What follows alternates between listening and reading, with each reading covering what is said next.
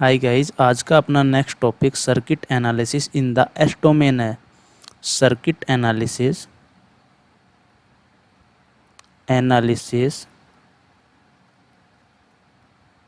In the S domain. तो इस topic में हम क्या करते हैं कि जो सर्किट है उसको कम्प्लीटली एस डोमेन में कन्वर्ट कर देते हैं और उसके बाद जिस वेरिएबल की वैल्यू हमें चाहिए होती है उसको in terms of S domain find out करते हैं और उसके बाद इन्वर्स लाप्लास ट्रांसफॉर्म परफॉर्म करके उस वेरिएबल की वैल्यू टाइम डोमेन में फाइंड आउट कर लेते हैं। तो यहाँ पे पहले आपको कैपेसिटर और इंडक्टर को एस डोमेन में किस तरीके से कन्वर्ट करते हैं ये आपको पता होना चाहिए।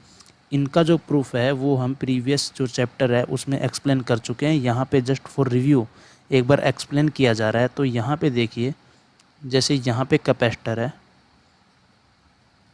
और जो कैपेसिटर है इसके अक्रॉस जो वोल्टेज है वो मान लेते हैं VT है प्लस माइनस, और जो इसके थ्रू जो करंट है इसकी वैल्यू क्या है IT, और कैपेसिटेंस C, और यहाँ पे इस पोलरिटी में जो इनिशियल वोल्टेज है वो मान लेते हैं V ऑफ 0 माइनस है।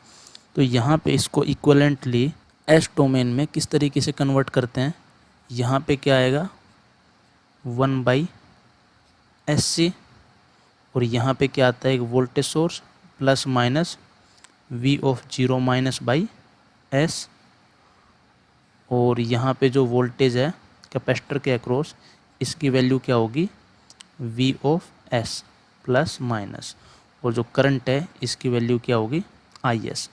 अब अगर मैं पूछूं कि वोल्टेज अक्रॉस कैपेसिटर इन एस डोमेन क्या है, वोल्टेज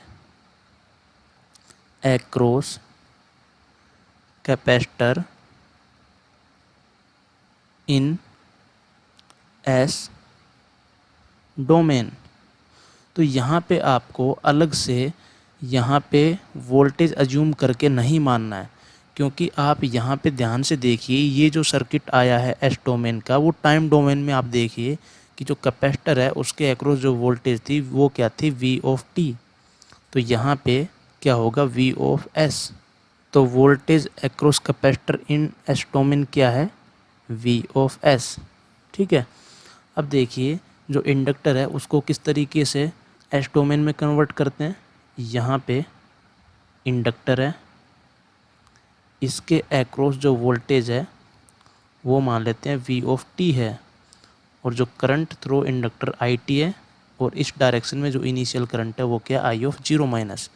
तो इसको एस डोमेन में किस तरीके से कन्वर्ट करते हैं, यहाँ पे SL, और यहाँ पे इस पोलरिटी में जो वोल्टेज सोर्स है इसकी वैल्यू क्या होती है L into I of 0 minus, और यहाँ पे जो इसके अक्रॉस जो वोल्टेज है वो क्या होगा V ऑफ S, और करंट थ्रू इंडक्टर क्या होगी I ऑफ S।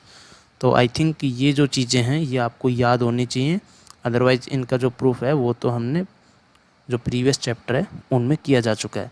तो अब देखिए circuit analysis in the S domain को समझने के लिए एक एग्जांपल लेते हैं, जिससे आपको ये जो टॉपिक है ये अच्छे से क्लियर होगा कि किस तरीके से जो सर्किट के पैरामीटर्स हैं RLC इनको एस डोमेन में कन्वर्ट किया जाता है। तो यहाँ पे देखिए जो एग्जांपल नंबर 1 है वो क्या है, find the complete response V for t greater than 0 in the circuit of figure. तो यहाँ पे t ग्रेटर देन 0 के लिए जो वोल्टेज अक्रॉस कैपेसिटर है उसकी वैल्यू हमें फाइंड आउट करनी है। तो इसके सोल्यूशन पार्ट पे आते हैं। तो देखिए जब सर्किट को t ग्रेटर देन 0 के लिए एस डोमेन में कन्वर्ट करेंगे तो वहाँ पे हमें इनिशियल वैल्यू का पता होना चाहिए। तो इसका मतलब जो इंडक्टर है उसके थ्रू जो करंट है उसको मान लेते हैं I है।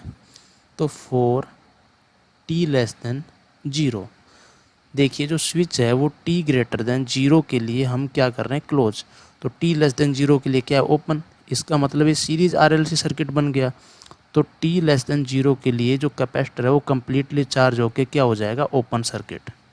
तो यहाँ पे जो कैपेसिटर है वो क्या होगा ओपन सर्किट, और यहाँ पे 12 वोल्ट का वोल्टेज सोर्स है, ये 4 ओम 1 हेनरी और यहाँ पे plus minus v of T.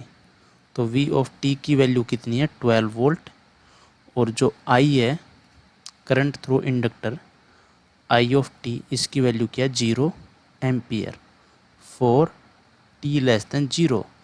This implies v of 0 minus 12 volt and i of 0 minus 0 ampere. अब आइए टी ग्रेटर देन 0 के लिए जो सर्किट है इसको एस डोमेन में कन्वर्ट करते हैं। तो फॉर टी ग्रेटर देन 0 यहाँ पे वोल्टेज सोर्स है 12 वोल्ट, इसका एस डोमेन क्या होगा, देखिए टी ग्रेटर देन 0 के लिए हम वोल्टेज सोर्स को 12 इंटू यू टी लिख सकते हैं। तो इसका जो लाप्लास ट्रांसफॉर्म होगा वो क्या होगा 12/s, क्योंकि जो u ऑफ t है उसका लाप्लास ट्रांसफॉर्म क्या होता है 1/s, तो ये होगा 12/s। और यहाँ पे रजिस्टेंस 4 ओम, और जो इंडक्टर है यहाँ पे देखिए जो आई ऑफ 0 माइनस है इसकी वैल्यू 0 एम्पियर है। इसका मतलब जो ये वोल्टेज सोर्स है इसकी वैल्यू क्या आएगी 0 वोल्ट। 0 वोल्ट का मतलब शॉर्ट सर्किट, इसका मतलब यहाँ पे क्या आएगा only S into L. L क्या है 1, इसका मतलब S। और यहाँ पे क्या आएगा 2 ओम, स्विच को क्या किया close for T greater than 0, इसका मतलब यहाँ पे कितना है 2 ओम। और यहाँ पे जो कैपेसिटर होगा इसकी वैल्यू क्या होगी 1/s सी। सी कितना है 0.5 मीन्स 2/s। यहाँ पे एक वोल्टेज सोर्स आएगा जिसकी वैल्यू क्या होगी v of 0 minus upon s. V of 0 minus की वैल्यू क्या है 12 अपॉन एस। और जो कैपेसिटर के अक्रॉस वोल्टेज है वो टाइम डोमेन में क्या होगा Vs, ये वोल्टेज होगा। क्योंकि यहाँ पे अगर v ऑफ t को देखोगे तो v ऑफ t क्या है ये plus minus v of t. तो यहाँ पे हम क्या करेंगे, सबसे इजी जो मेथड है वो क्या है यहाँ पे नोडल एनालिसिस। तो यहाँ पे नोड 1 पर हम क्या अप्लाई करेंगे KCL, applying KCL at node 1। तो यहाँ पे क्या लिखेंगे Vs minus 12 upon s upon 4 plus s plus Vs minus 0 upon 2 plus Vs minus 12 upon s upon 2 upon s equals to 0। तो यहाँ पे Vs को अगर कॉमन लेके कंबाइंड फॉर्म में लिखें तो क्या आएगा 1/4 plus s plus 1/2 plus s/2 equals to 12 upon s into s plus 4 plus 6। तो यहाँ से हम क्या करेंगे एलसीएम लेंगे। तो Vs यहाँ पे एलसीएम क्या आएगा 2 इंटू एस प्लस 4, तो यहाँ पे आएगा 2 plus s plus 4 plus S into s plus 4। तो यहाँ पे क्या आएगा 12 upon S into s plus 4 plus 6। तो यहाँ पे हम क्या लिख सकते हैं, अगर इस क्वाड्रेटिक इक्वेशन को ध्यान से देखोगे तो ये क्या होगा s² प्लस 5s प्लस 6। इसको हम क्या लिख सकते हैं s plus 2 into s plus 3 upon 2 into s plus 4। यहाँ पे क्या आएगा 12 upon S into s plus 4 plus 6।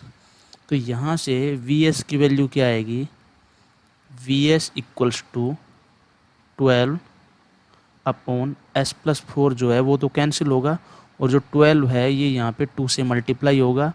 S plus 4 cancel होने के बाद क्या बचेगा s into s plus 2 S plus 3 plus ये होगा 6 into 2 12 into s plus 4 upon s plus 2 S plus 3। तो यहाँ पे जो V ऑफ S है वोल्टेज एक्रॉस कैपेसिटर इन एस डोमेन वो कितना आ गया 24 upon S into s plus 2 S plus 3 plus 12 into s plus 4 upon s plus 2 S plus 3। तो यहाँ पे हमें क्या करना है, पार्शियल फ्रैक्शन मेथड यूज़ करना है, वही बेस्ट है यहाँ पे। तो जब आप इसका पार्शियल फ्रैक्शन परफॉर्म करोगे तो जो रिजल्ट आएगा वो मैं यहाँ पे लिख रहा हूँ। जो ये वाली टर्म है इसका जो पार्शियल फ्रैक्शन आएगा वो क्या आएगा, 4/s minus 12/s plus 2 plus 8/s plus 3। और इस टर्म का जो पार्शियल फ्रैक्शन आएगा वो क्या आएगा, 24/s plus 2 minus 12/s plus 3। ठीक है, तो v ऑफ s की वैल्यू ये आ गई। अब हम क्या करेंगे, इन्वर्स लाप्लास ट्रांसफॉर्म परफॉर्म करेंगे। तो यहाँ से v ऑफ s को क्या लिखेंगे, v of t equals to 4/s का क्या आएगा, 4 इंटू यू टी। तो वहाँ पे जो टाइम है वो t ग्रेटर देन 0 के लिए परफॉर्म कर रहे हैं, तो उसकी वैल्यू क्या है 1 माइनस 12 ई की पावर माइनस 2t प्लस 8 ई की पावर माइनस 3t प्लस 24 ई की पावर माइनस 2t माइनस 12 ई की पावर माइनस 3t। तो ये t ग्रेटर देन 0 के लिए है। तो यहाँ पे क्या आएगा, 4 और ई की power minus 2t minus 12 plus 24 कितना बचेगा, 12। तो प्लस 12 ई की पावर माइनस 2t माइनस 4 ई की power minus 3t, 4t greater than 0। तो ये वोल्टेज एक्रॉस कैपेसिटर की वैल्यू आ गई। ठीक है, तो आई थिंक ये आपको समझ में आ गया होगा कि जो सर्किट है उसको एस डोमेन में किस तरीके से एनालाइज किया जाता है। इसमें हम क्या करते हैं, जो सर्किट है उसको कम्प्लीटली एस डोमेन में चेंज किया। इससे क्या होगा कि जो कैपेसिटेंस है उसको 1/SC से रिप्लेस करेंगे, जो इंडक्टेंस है उसको SL से रिप्लेस करेंगे।